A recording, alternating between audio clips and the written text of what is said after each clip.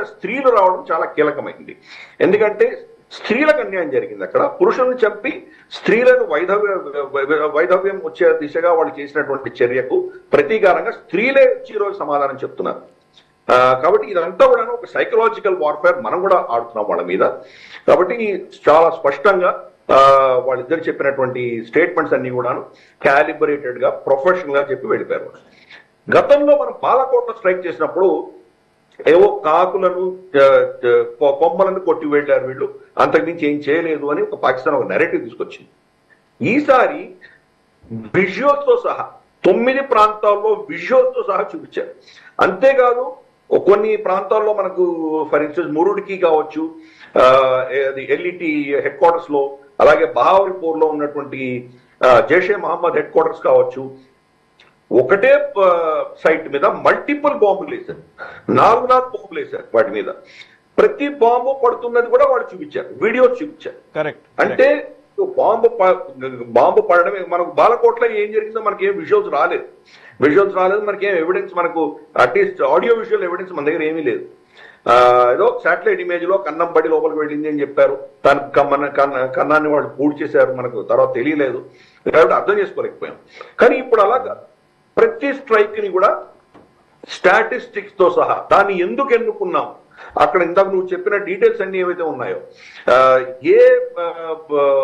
ఈ యొక్క సైట్ లో ఎటువంటి టెర్రరిస్ట్ దాడి జరిగింది, అక్కడి నుంచి ఎవరు వచ్చారు, ట్రైనింగ్ ఎక్కడ జరిగింది, సూసైడ్ బాంబర్లు ఎక్కడి నుంచి వచ్చారు, గుల్మర్గ్ లో జరిగిన దాడి ఎక్కడి నుంచి జరిగింది, ఇంకేదో అనంతనాగ్ లో జరిగిన దాడి ఎక్కడి నుంచి జరిగింది, పూంచ్ లో జరిగిన దాడి ఎక్కడి నుంచి జరిగింది, ప్రతి దాన్ని కూడా డీటెయిల్స్ ఇచ్చి మనం తర్వాత కొట్టాము.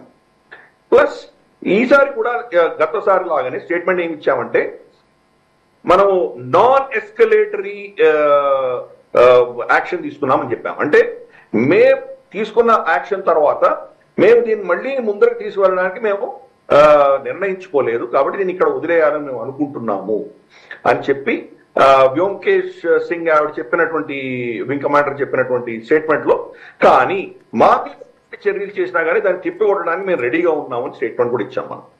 ఇంకోటి దాంట్లో ఏం చెప్పామంటే నాన్ మిలిటరీ టార్గెట్స్, బాలకోట కూడా అది చెప్పాము, నాన్ మిలిటరీ టార్గెట్ అంటే దాని అర్థం ఏంటంటే మేము యుద్ధం ప్రకటించట్లేదు అని చెప్పాము. టెర్రరిస్ట్ క్యాంపులు మాత్రమే దాడి చేస్తున్నాం అన్నాం. సో యుద్ధ ప్రకటన మనం చేయట్లేదు. పాకిస్తాన్ యుద్ధ ప్రకటన చేయదలుచుకుంటే దానికి సిద్ధంగా ఉన్నామని చెప్తున్నాం మనం. యుద్ధ ప్రకటన అయిపోయింది అని చెప్పి వాళ్ళ ప్రధానమంత్రి స్టేట్మెంట్ ఇచ్చాడు. షెహబాజ్ షరీఫ్ ట్వీట్ చేస్తే ట్వీట్ ఏం చెప్పాడంటే ఆయన, this is a declaration of war అంటూనే అని చెప్పాడు ఆయన. కానీ గంటన్నర 2 గంటల లోపల మళ్ళీ వాళ్ళ ప్రభుత్వమే వెనక్కి తిరిగి 180 డిగ్రీస్ వెనక్కి తిరిగి వాళ్ళ defence minister Khawaja Asif statement ఏమిస్తున్నాడు, భారతదేశం ఇక్కడతో ఆపేసి ఇంకా దాడులు పెంచకపోతే, ఇంకా ఆపరేషన్స్ ముందు చేయకపోతే మేము కూడా రిటాలియేట్ చెయ్యము అనే స్టేట్మెంట్ ఇచ్చాడు. అంటే ఇంకా దాడులు చేస్తే అప్పుడు మేము రిటాలియేట్ చేయాల్సి వస్తుంది అని అన్నాడు.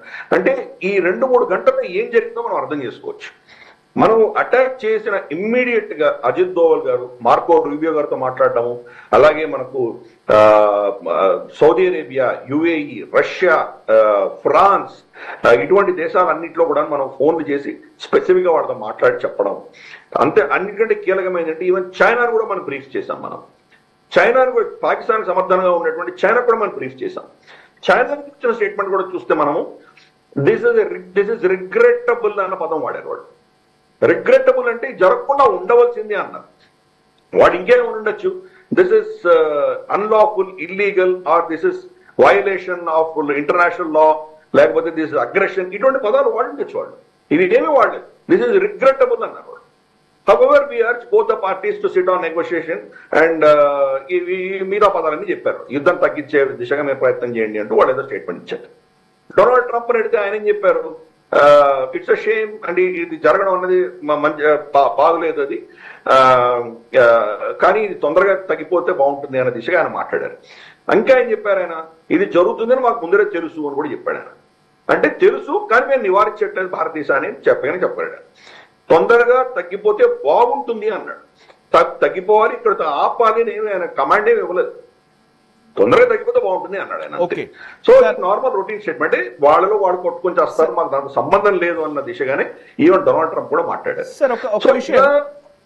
ఇన్ని దేశాల నుంచి ఒకటేసారి వాళ్ళ మీద ఒత్తిడి రావడంతో పాకిస్తాన్ ఈ రోజు బహుశా మన మీద ఏదో పెద్ద యాక్షన్ చేద్దాం అనుకుంటున్నట్టు వాళ్ళు మొత్తం తగ్గిపోయినట్టు మనకు అర్థం అవుతుంది. సార్ ఒక విషయం చెప్పండి, వాళ్ళు వాళ్ళ మానాన్ని కాపాడుకునే దిశగా ప్రయత్నాలు జరుగుతున్నాయి. ఫస్ట్ రియాక్షన్ ఏం చెప్పారంటే 3 ప్రాంతాల్లో దాడులు చేశారు, మిగతా 3 మేము తిప్పికొట్టాము, రమారమి 5 ఎయిర్ క్రాఫ్ట్ లని భారత ఎయిర్ క్రాఫ్ట్ మేము కూల్చేశాము, అవన్నీ వాళ్ళ సైడే పడినాయి. ఈ నెరేటివ్ సోషల్ మీడియాలో మొత్తం పాకిస్తానీ హ్యాండిల్స్ అని నడిపిస్తున్నాయి. హమీద్ మీర్ లాంటి వాడు ఫోటో పెట్టి మేము చాలా తీవ్రంగా మేము దాన్ని ప్రతిఘటించాము, దాంట్లో వీళ్ళ ఒక ఎయిర్ క్రాఫ్ట్ మేము షూట్ డౌన్ చేశామని ఫోటోలు పెట్టారు. అది ఎప్పుడో MiG-21 మన జమ్మూ కాశ్మీర్ ప్రాంతంలో ఎప్పుడో 5-6 ఏళ్ల క్రితం పడిపోయినటువంటి దాని ఫుటేజ్ ఆ ఫోటో ఉందని చెప్పి ఫ్యాక్ట్ చెక్ చేసి అతన్ని మొత్తం ఎక్స్పోజ్ చేశారు. మన వాళ్ళు ఫ్యాక్ట్ చెక్స్ కూడా చాలా అద్భుతంగా చేస్తున్నారు.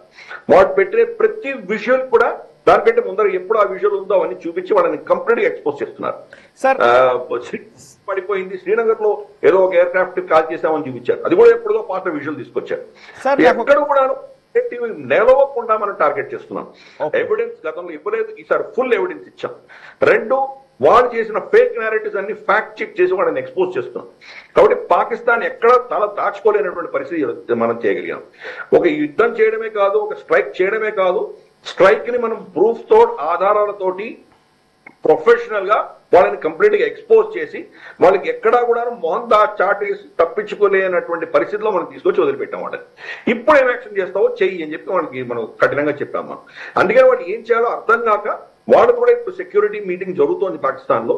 తర్వాత వాళ్ళు ఏం మన మీద దాడి అంటూ చేస్తే కనుక సివిలియన్ ఏరియాస్ మీద చేయాలి, లేదా మిలిటరీ టార్గెట్స్ చేయాలి, లేదా ఇన్ఫ్రాస్ట్రక్చర్, 3 మీద వాళ్ళు టార్గెట్ చేయాలి. ఏది చేసినా మన దగ్గర నుంచి అంతకంటే చాలా పెద్ద ప్రతిస్పందన మన దగ్గర నుంచి కూడా ఉంటుంది. వాళ్ళ ఆర్మీ హెడ్ క్వార్టర్స్ కానీ, ISI ప్రాంతాలు కానీ, లేదా వాళ్ళ డిఫెన్స్ ఇన్స్టలేషన్స్ కానీ, లేదా వాళ్ళ ఇన్ఫ్రాస్ట్రక్చర్ కానీ, వీటి మీద మనం దాడి చేస్తాం. నెక్స్ట్ ఇప్పుడు ఓన్లీ నాన్ మిలిటరీ అసెట్స్ మీద మనం టార్గెట్ చేసాం. వాళ్ళ యొక్క నెక్స్ట్ మూవ్ బట్టి మనం ఎస్కలేట్ చేస్తాం. ఎస్కలేషన్ మ్యాట్రిక్స్ మన దగ్గర పెట్టుకున్నాం. సార్ ఒక్క నిమిషం మీరు మాట్లాడిన దాంట్లో చాలా ఇంపార్టెంట్ ఆస్పెక్ట్స్ మీరు నాకు టచ్ చేశారు. యాక్చువల్లీ కొంచెం దాని గురించి మనం డిస్కస్ చేయాలేమో. సో ఫస్ట్ ఇందాక మీరు చెప్పిన దాంట్లో ఫస్ట్ అటాక్స్ చేసిన విధానం గురించి నేను కొంత ఎక్స్ప్లెయిన్ చేశాను. కానీ ఇవాళ వ్యోమా సింగ్, ఎవరైతే వింగ్ కమాండర్ వ్యోమా సింగ్ చెప్పిన అంశము, ఆమె చెప్పిన విషయం ఏంటంటే ప్రిసిషన్ క్యాపబిలిటీ, అదేవిధంగా niche technology weapons and careful selection of war heads, ఇట్లాంటి మాటలు వినియోగించారు ఆవిడ. సో అంటే మనం డిఫెన్స్ రౌండప్ లో కూడా మీరు చాలా సార్లు అవన్నీ ఎక్స్ప్లెయిన్ చేస్తుంటారు. కాబట్టి ఈ రోజు జరిగిన ఫస్ట్ అటాక్